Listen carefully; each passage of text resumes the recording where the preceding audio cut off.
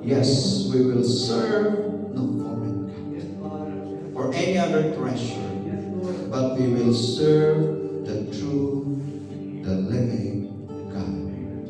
The God of Abraham, of Isaac, and Jacob. The God who loves us so much.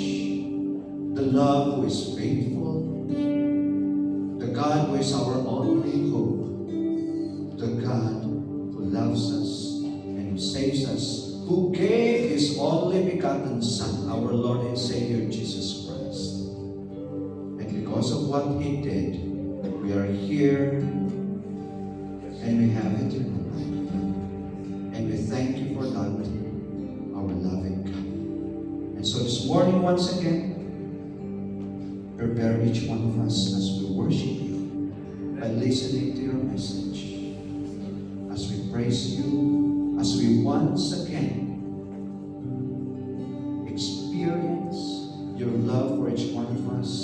We will see your faithfulness, and we will see that indeed you alone are the God the God we need in our lives. No other God but only you. Prepare us as we ask for forgiveness of all our sins. Prepare us as you open our ears and our eyes to the truth. Prepare us as you open our hearts and our mind. And help us to truly understand your message. Help us so that your word, your message, your truth will truly transform us. In Jesus' name we pray. Amen.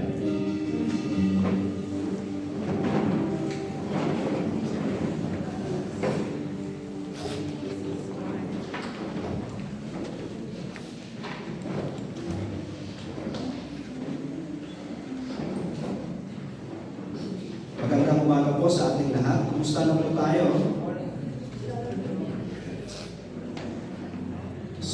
For the last 2 weeks, ano po yung nangyayari sa buong mundo?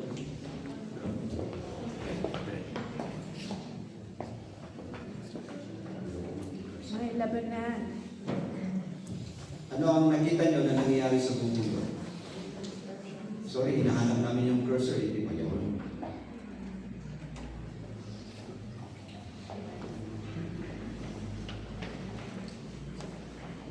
Dahil ba sa nangyayari ngayon sa Middle East, sa Israel, involved ang Israel, ang Iran, ang US, kikita natin yung effect sa ating pamumuhay. Tumataas ang presyo ng langis, pati presyo, tumataas, nakakailan na tayo. Dahil nakikita natin yung pagtaas talaga ng presyo ng mga bilihin. At salamat na kahit ganon, hindi pa rin nasilaw si Kuya Mike. Hindi niya nasabi na, blessing. Kasi minsan tayo nagpe-pray, Lord, kailangan ko ang ganito. And may nagpulot tayo, blessing, ito yung answered prayer. Pero salamat. At hindi yan, naging answered prayers. So, naniniwala ako na marami dito sa mundo ang nahihirapan dahil na sa mga pangyayari. At dahil sa mga pangyayaring ito, kanino po tayo talaga humihingi ng tulong? Sino nga ba ang makakatulong sa atin? Di ba? Totoo ba na kung meron tayong mga trials, mga hirap, ang inuunan natin ay talagang ang Diyos?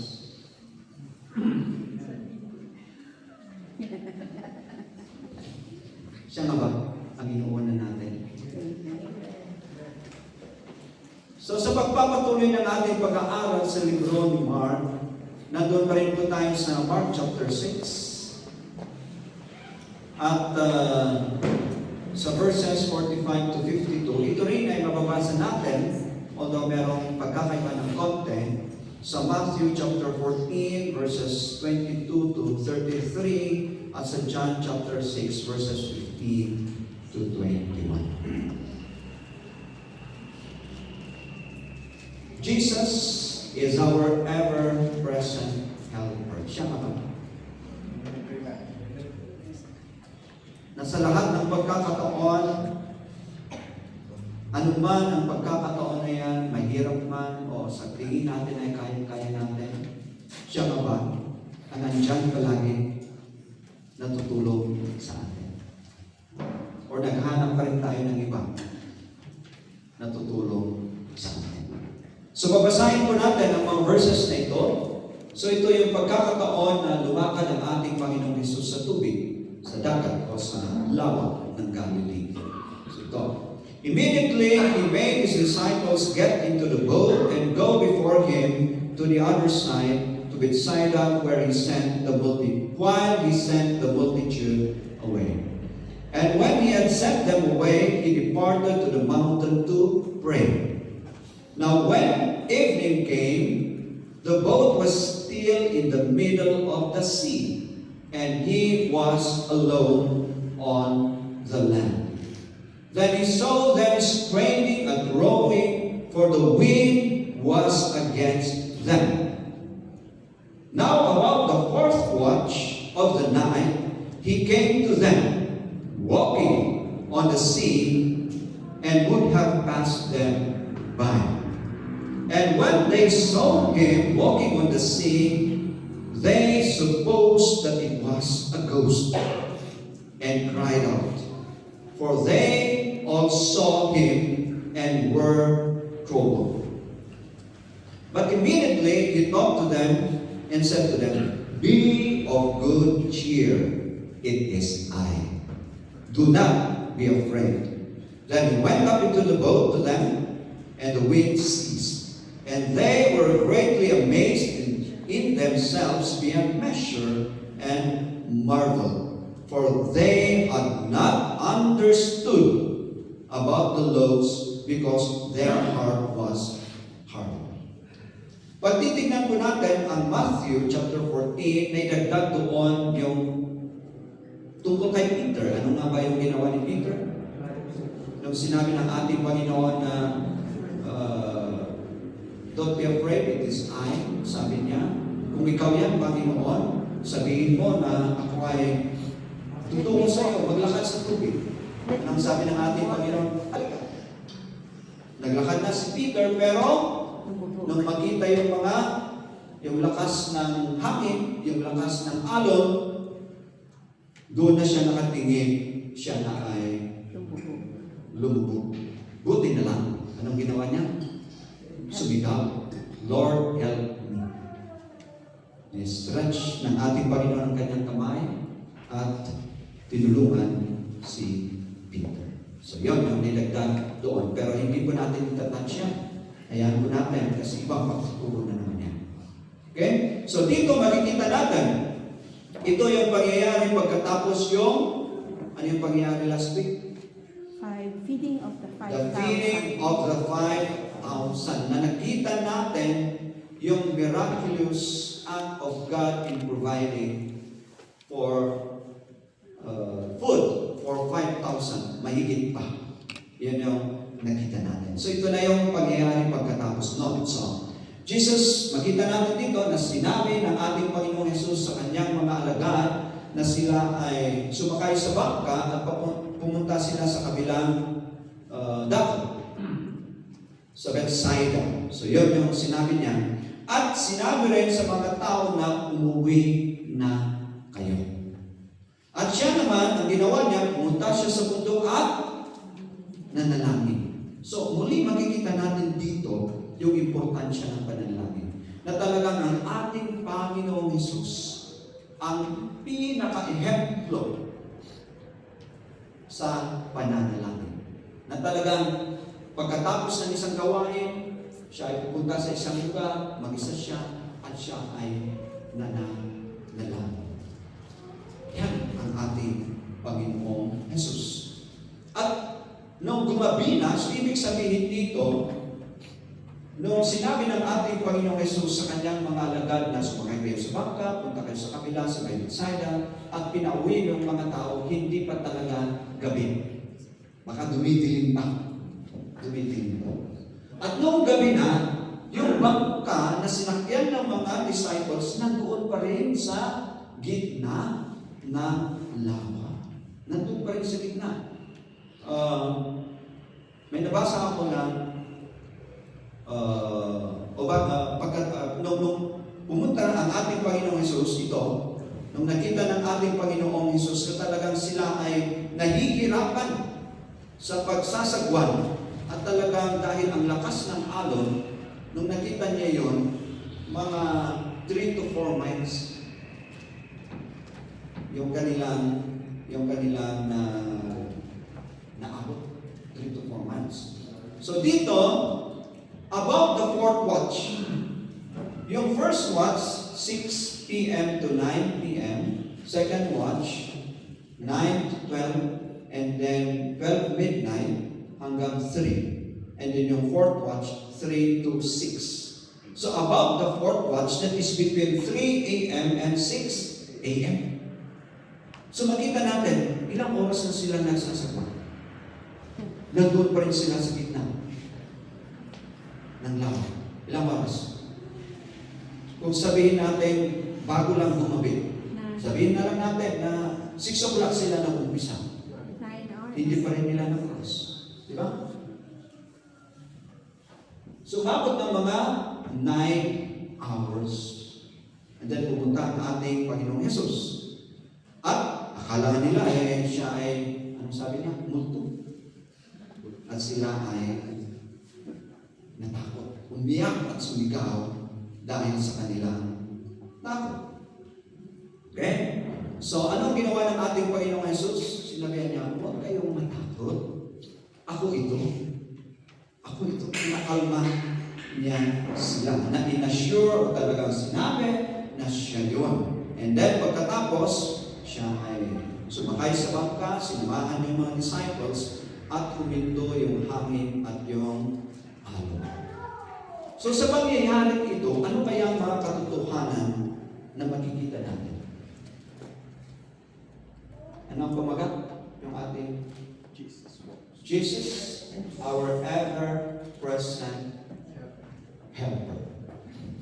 So ano ang una nating makita dito? Ang unang katotohanan na talagang ang ating Jesus, ang ever-present helper natin ay He sees our struggles. Kaya nga ang tanong ko sa iyo kanina, sa mga pangyayari ngayon sa buong mundo, kumusta na tayo?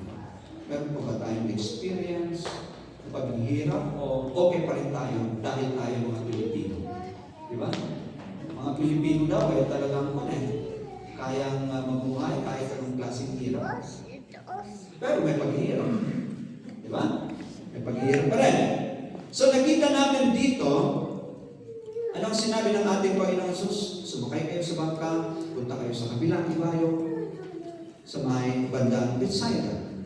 Pero gabi na, nandun pa rin sila sa gitna ng lawa. And then, nakita ng ating Panginoong Hesus. Sila ay nakita ng ating Panginoong Hesus na talagang bigay sila sa kanilang pagsasagwan. Nahihirapan sila sa kanilang pagsagwan. Sabi nga sa King James Version toiling. Diba ang toil ay talagang merong struggle, merong paghihirap. Sinabi ng ating Panginoong Hesus, sumakay kayo sa bangka, punta kayo sa bangka. Makikita natin dito na hindi sa lahat ng pagkakataon, kung tinupad natin, kung sinunod natin ang ating Panginoong Hesus, ay walang problema, ay smooth sailing. Hindi. Kasi merong mga iba na nagsasabing, ibigay mo lang ang inyong buhay sa ating Panginoong Hesus, solve namin yung problema. Solve ang kanyang problema, pero hindi ibig sabihin na walang challenges along the way. Meron tayong mga challenges as we follow Jesus.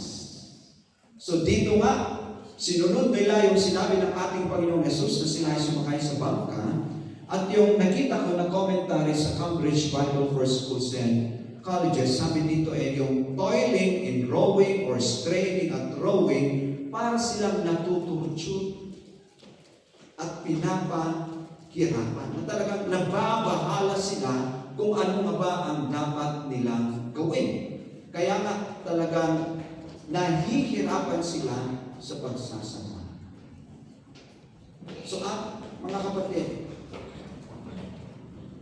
ang ating pagsunod sa ating Panginoong Jesucristo, kagaya ni Paul, di ba? Si Paul ang number 1 na talagang example na ang dami niya dinanas na hirap. Pero pinagpatuloy pa rin niya. Pero huwag tayong mag-alala kasi ang mata ng ating Panginoong Jesucristo ay nasa atin. Hindi nawawala ang kanyang paningin sa atin. He saw them toiling in rowing. Nakita niya. Nandun siya sa may bundok, nananalangin. Nakita niya. Kahit na medyo malayo, 3 to 4 miles sa may gitna, nakita pa rin niya yung hirap na dinanas ng mga alagad. His eyes are always on us and He watches us constantly. Pag alam niyo na palagi nakatingin sa atin ang ating Panginoon Jesus, ang ating Diyos, ano ang inyong mararamdaman? Ano ang inyong nasa isipan? Peace. Na kayo ay hindi nawawala sa paningin ng Diyos.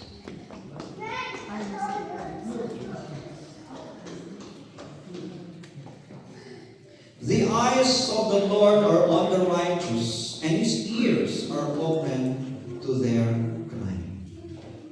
The eyes of the Lord are on the righteous. Who are the righteous? Tayo, na kanyang mga anak. Dahil yung kanyang righteousness ay na-impute sa atin. Hindi lang sa mga righteous, pero ang mata ng Diyos ay nasa lahat ng dako. At nakikita ang lahat ng bagay, ito man ay masama o ito ay maganda. Wala nga tayong may tatago, no? Pag nakatingin palagi ang Diyos sa atin, pag nakatingin ang Diyos sa lahat ng dako ng mundong ito, kung nakatingin ang Diyos sa lahat ng bagay, wala pala tayong pwedeng may tago sa Kanya. Thank you. At siya ay nakatingin sa atin at sa ating mga sitwasyon. Ito yung isang pangyayari kung saan, di ba matanda na sina Abraham at Sarai.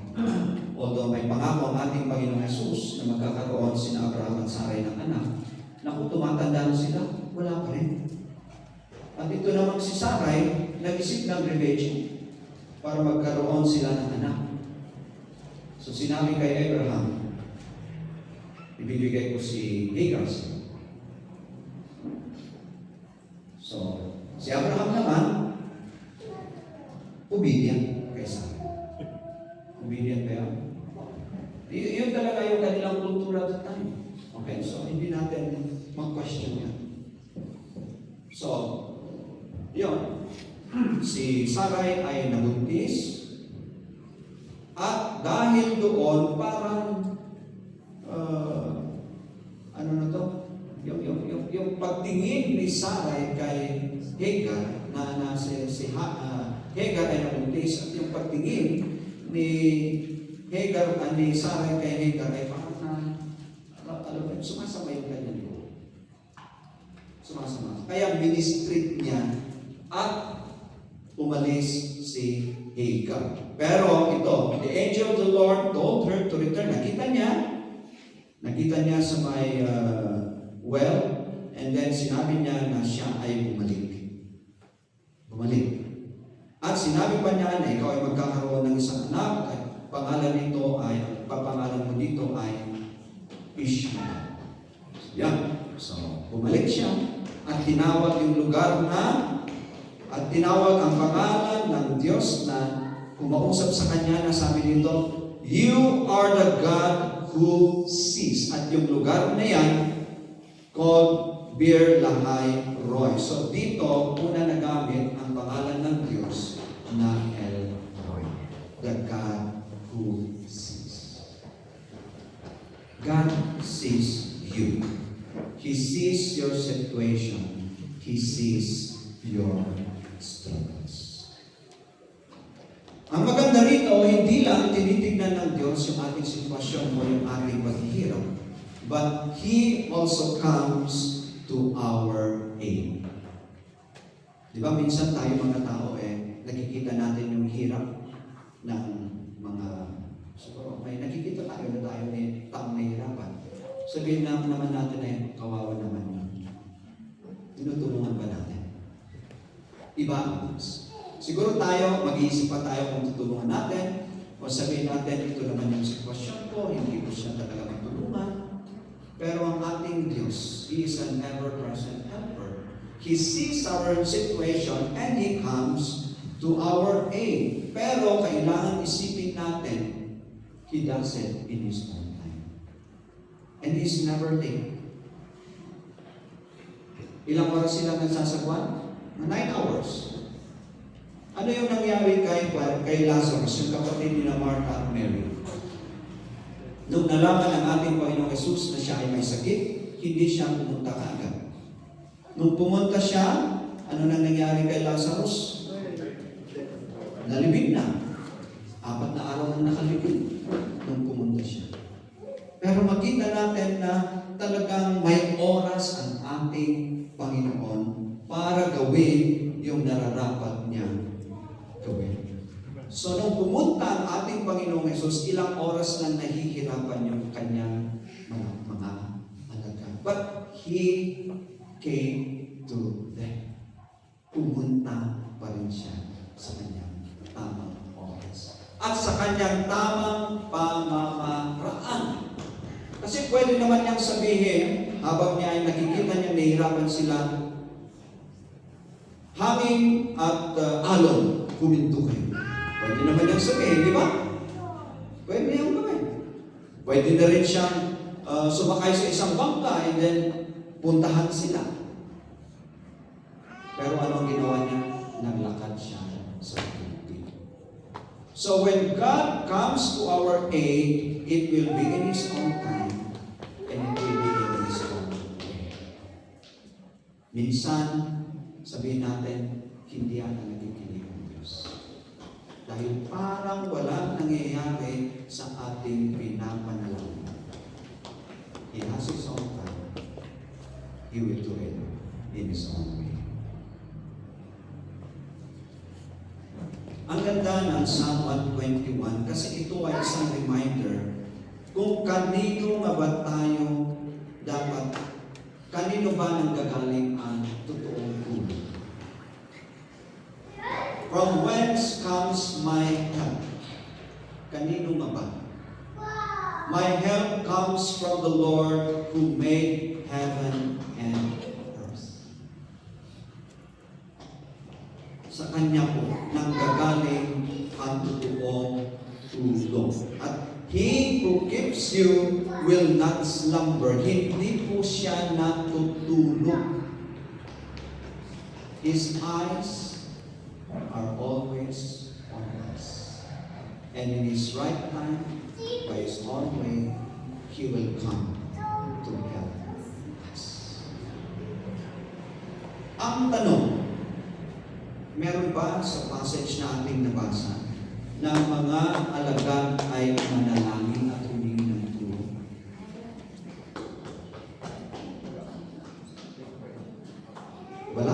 Walang sinabi doon. Nakafocus sila sa hirap na kanilang dinaranas. At bilang mga mangingisda, siguro, sabi nila, experience na natin kaya natin ito. So talagang sila ay nag-rely sa kanilang sariling kakayahan. At walang nagpapakita na sila ay nanalangin. Pero kahit hindi sila nanalangin, pinakita sila ng Diyos at siya mismo ang pumunta kung saan sila para sila ay tulungan. Minsan ganon tayo. Dahil sa hirap, nakakalimutan na nating manalangin. Pero tapat ang Diyos, tutulungan niya tayo sa kanyang tamang oras, sa kanyang tamang panahon. Hindi ko sinasabi na huwag tayong manalangin. Kasi sabi, yung mga lagad, hindi na sila nanalangin, tinulungan pa rin siya ng Diyos. Hindi po. Kasi makita natin, nung una, ang ginawa ng ating Panginoong Hesus, pumunta sa bundok at siya ay nanalangin. Tinuturo pa rin ng ating Panginoong Hesus ang kahalagahan ng pananalangin. In fact, He never stops praying for us. He is alive, He is seated at the right hand of God, and He is the one interceding for us. Dahil siya ang high priest natin. Pagbasahin po natin ang Hebrews 7, pati ang Romans 8, makikita natin doon ang ginagawa ng Diyos hanggang ngayon. Ang ginagawa ng ating Panginoong Jesucristo hanggang ngayon, na siya ay nag-i-intercede at ay pinapanalangin. Importante po ang panalangin. And then another one, Jesus calms our fears. Pinapakalma niya po tayo. Ano yung nangyari? Sabi nila, multo. Sila ay natakot. Kahit na sila ay nakatingin sa lakas ng hangin at sa lakas ng alon, napansin pa rin nila ang ating Panginoon Jesus.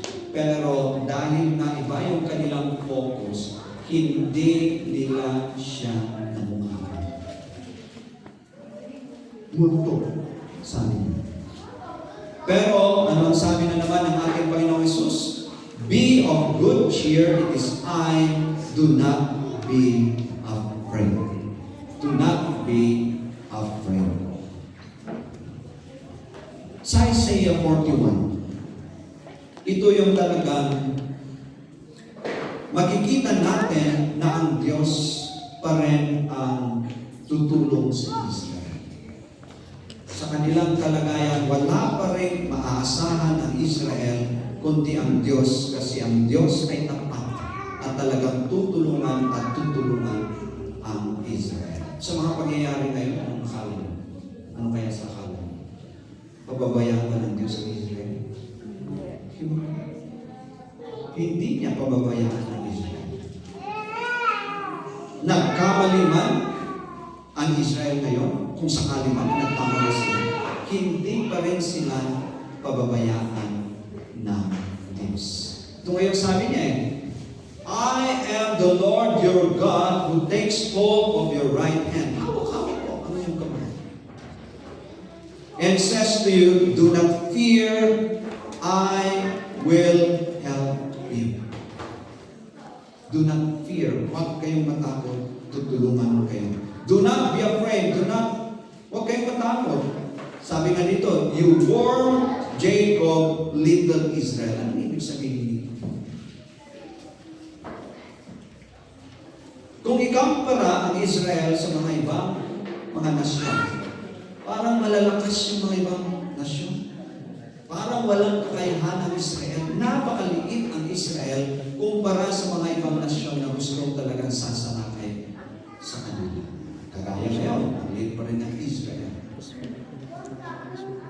Parang pag-ikumpara mo ang Israel sa mga nasyon na ito, wala. Maliit ang Israel. Parang madali na talagang matalo. Pero ano ang sabi? Do not fear, for I myself will help you. Remember, He is Israel's Lord, Israel's Redeemer, and the Holy One of Israel. Sabi ito. Meron ba tayong mga kahirapan ngayon na dahil doon ay hindi tayo mapakali? Na talagang tayo ay parang takot na katakot. Natatakot ba tayo sa maaaring mangyari pagtataas lahat? ng presyo ng mga bilihin. Natatakot ba tayo sa mga maaaring mangyari dahil sa nangyayari sa Israel? Jesus calms our fear. He says, I see your situation. I will come to your aid. Be calm. Be still.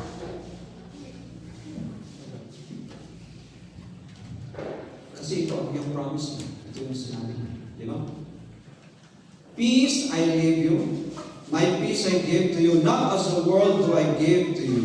Let not your heart be troubled, neither let it be afraid. In the world you will have tribulation, but be of good cheer. I have overcome the world. Panginoong Jesucristo mismo ang nagsabi nito. Siya magbibigay pa rin sa atin ng kapayapaan anuman yung mga pangyayari sa ating buhay. Remember, He has overcome the world. Victorious na po siya. And then, He comes or He rescues us from troubles. So, hindi lang niya nakikita yung ating sitwasyon. Hindi lang siya lumalapit. Hindi lang niya tayo pinupuntahan. Hindi lang niya tayo pinapakalma. Talagang gagawin niya yung nararapat. Ginagawa na yung nararapat. Minsan tayo, nakita natin yung sitwasyon ng ating kasama. Lumalapit tayo, tinatag natin yung shoulders. Pero wala naman tayong ibang ginagawa. Pwede naman tayong magbigay. Pwede naman tayo ang gagawa sa hindi niya magawa. Minsan hanggang encourage na tayo. Ang ating Diyos, ini-encourage tayo and at the same time, He really does what needs to be done. Kasi ang sabi dito, He went up into the boat and the wind ceased. So makita natin na kung ang Diyos ay nasa atin, if He is with us, if His presence is with us, we are assured of protection. We are assured of protection. Si Joshua, nung siya ang sumunod na maglilid sa Israel para papunta sa lupang pangako, sa first chapter pa lang ilang beses na sinabi ng ating Panginoong Yesus, be strong and of good courage, do not be afraid. Kaya sabi sa verse 9, have I not commanded you? Hindi ba't sinabi ko na sa inyo?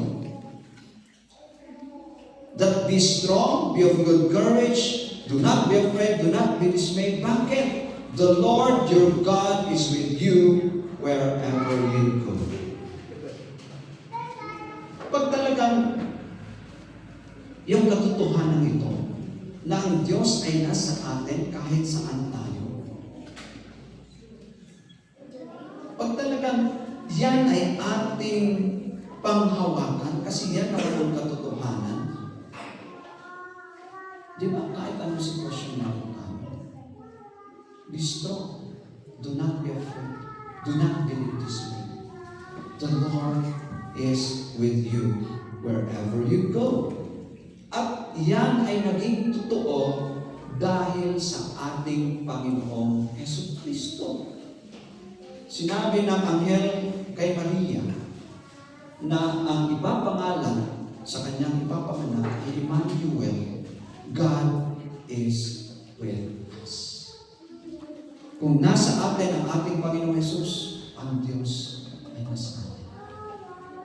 His presence assures us of protection regardless of the situations we are in. So makikita natin dito that Jesus, ito yung mga katotohanan na nakita natin, that Jesus is our ever-present helper. Why? He sees us. Hindi nawawala ang kanyang paningin sa atin. Alam niya ang ating sitwasyon. Sabihin mo sa inyong katabi, nakikita ng Diyos ang inyong sitwasyon.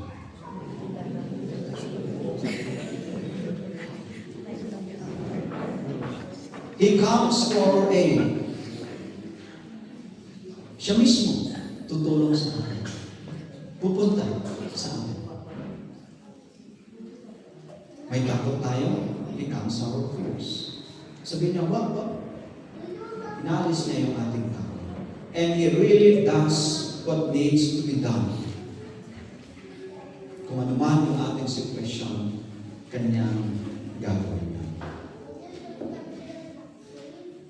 Pero sa pangyayari nito, kahit sa mga katotohanan ng mga ito na tayo mismo nakikita natin, bakit kaya ito ang sabi sa verse 52?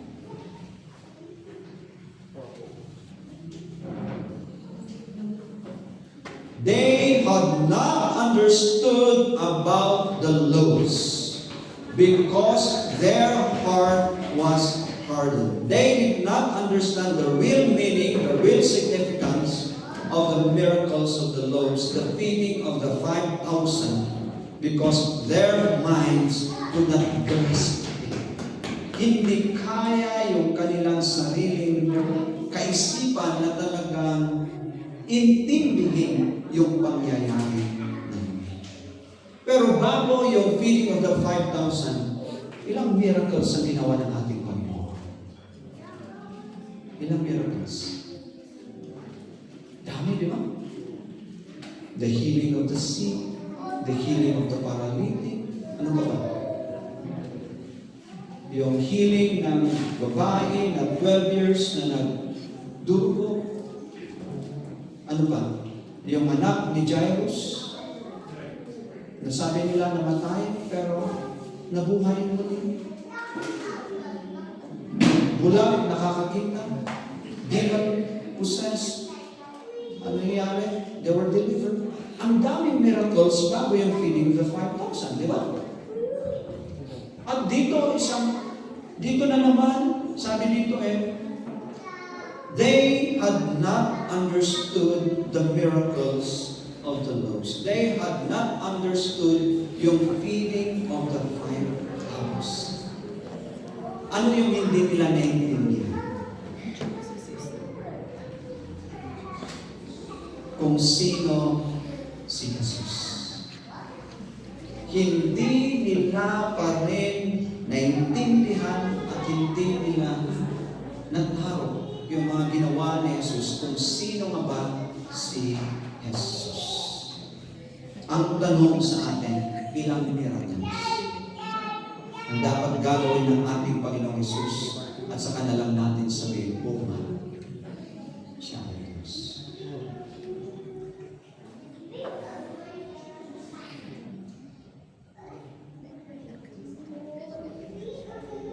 Sa verses 48 at sa 50, ito yung nangyari. Ulitin natin. About the fourth watch of the night, He came to them, walking on the sea. Ang una niyang ginawa, walking on the sea, and would have passed them by. Natakot sila, di ba? Multo. But immediately He talked to them, with them, and said to them, be of good cheer, it is I. Do not be afraid. He walked on the sea. He walked on water. Ito po ay isang sitwasyon na yung sinasabi ng mga theologians na theophany. Yung parang sa pangyayaring yan ay nagpapakita ang Diyos. So from the Greek word theos at fame, God plus appear. Parang sa sitwasyon na ito ay nagpakita ang ating nagpakita ang Diyos. So nung lumakad ang ating Panginoong Jesus sa tubig, ano ang sinasabi niya? Ako ay Diyos. Ako ay Diyos. At kung ako ay Diyos, I am your ever-present help. Kasi ang pagtao siya, hindi niya kayang tulungan tayo sa lahat ng pagkakataon. But He was saying, I am God. And so, I can see your situation. I will come to your aid. I will calm your fears. And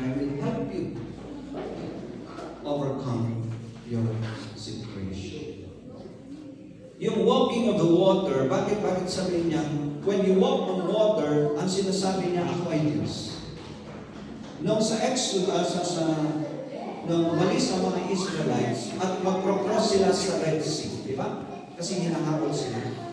Makita natin na naman yung kapangyarihan ng Diyos that God has power over water. Dalawang beses, nag-cross sila sa Red Sea, nag-cross sila sa Jordan River. At sinabi pa sa Isaiah, when you pass through the waters, I will be with you, and through the rivers, they shall not overflow you. Nung naglakad ang ating Panginoong Jesus sa tubig, sinasabi niya, ako Diyos. Na dapat maintindihan yan ng kanyang mga disciples. And then sabi doon, He intended to pass by them. Again, ito ay isang sitwasyon para ipakita na naman ng ating Panginoon Jesucristo na siya nga ay Diyos. Si Moses, nung sinabi niya sa Diyos, pwede bang makita ang inyong kaluluwa? Ano ang sabi ng Diyos? You cannot see me. You cannot see my face, for no man shall see me and live. Pero ito ang sabi niya. And the Lord said, here is a place by me. May malapit na lugar dito. You shall stand there on the rock. Tumayo ka doon sa may malaking bato. And then, sabi doon, so it shall be while my glory passes by. So yung intended to pass by na sinabi doon sa Mark na sabi ng ating naglakad ang ating Panginoong Jesus ay talaga siya ay dadaan sa kanila. Ito ay isang pangyayari upang ipakita muli ng ating Panginoong Jesus na siya ay Diyos. My glory passes by, I will put you on the cliff, on the rock, and cover you with my right hand while I pass by. Kasi sabi niya, you cannot see my face or you will die. Sabi niya, you will not live if you will see. So parang sinabi ng ating Panginoong Jesus, habang ako ay dumadaan, i-cover kita, and then pagkatapos, alisin ko at ang makikita mo ang aking libro. But that is God revealing Himself to Moses. At rin dito sa 1 Kings kay Elijah, nasa kuweba siya, tumakbo siya dahil gusto siyang patayin ni Jezebel. Yan yung pangyayari yan. Ito na naman yung pangyayari. Go out and stand on the mountain before the Lord. So ito ang sabi ng Diyos kay Elijah, lumabas ka na dyan. Sa kuwebang yan, tumayo ka dito. And behold, the Lord passed by. So dumaan ang Diyos. Pero sabi dito ay, wala naman ang Diyos sa hangin. But the Lord was not, wala sa hangin. The Lord was not in the earthquake. The Lord was not in the fire. Saan? Small or still small voice. Again, it is God showing Himself to Elijah as he passed by. And then lastly, nung sinabi niya, it is I. Again, He's saying, I am God. Nung sinabi ni Moses, nung tinawag ng Diyos si Moses, ikaw ang magiging pangulo para ilabas ang mga Israelita sa Ehipto at dalhin mo sila sa lupang pangako. Pero si Moses, ang daming rason. Daming rason. And then eventually, ito yung nangyari. Then Moses said to God, indeed, when I come to the children of Israel and say to them, the God of your fathers has sent me to you, and they say to me, what is His name? What shall I say to them? Sabihin ko, Pumunta ako sa kanila, ako ang isinugo ng Diyos para ako ang inyong maging leader at lalabas tayo dito sa Egypto. Kung ang tatanungin nila, anong pangalan ng Diyos niya? Anong sabi niya? I am who I am. And he said, thus you shall say to the children of Israel, I am has sent you. Kaya nung sinabi ni Jesus, be of good cheer, it is I. Do not be afraid. He was saying, I am. He was once again revealing himself as God. Ang daming milagro, hindi nila pa rin nilang naintindihan.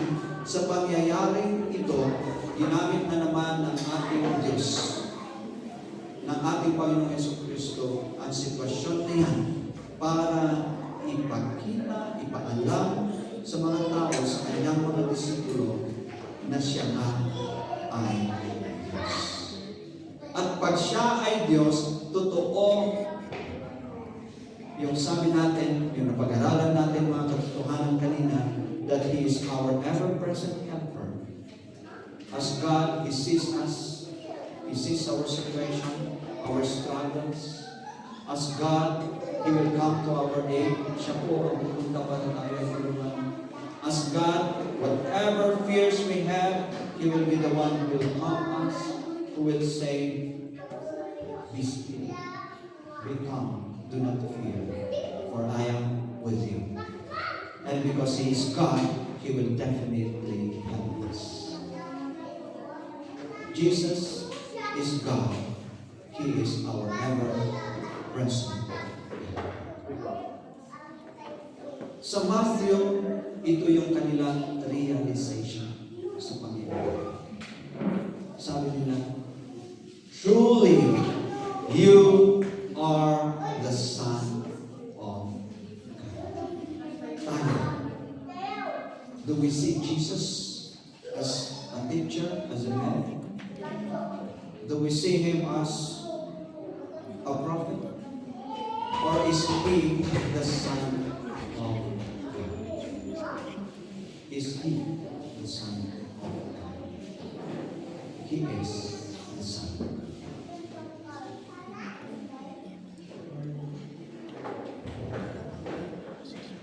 Maraming salamat aming Panginoon.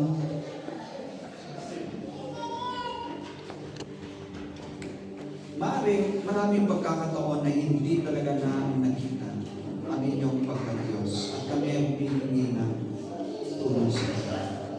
Kagaya ng mga lagad na naging kasama niya ng matagal at nakita nila ang lahat ng inyong ginawa ng mga milagro, ay hindi pa rin nila lubos na naintindihan.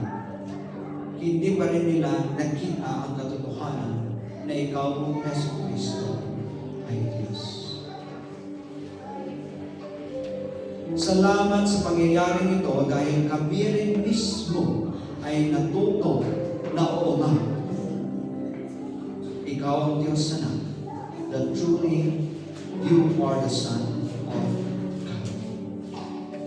And because you are God, then indeed, whatever is our situation at any time, you will be there to help us. And you will never fail us. Even if you fail to pray, you forget to pray, you will always be there for us. And we ask for forgiveness for the times that we failed to pray, and yet you have helped us. For the times that we failed to pray, and yet we have experienced your presence with love. We ask for forgiveness.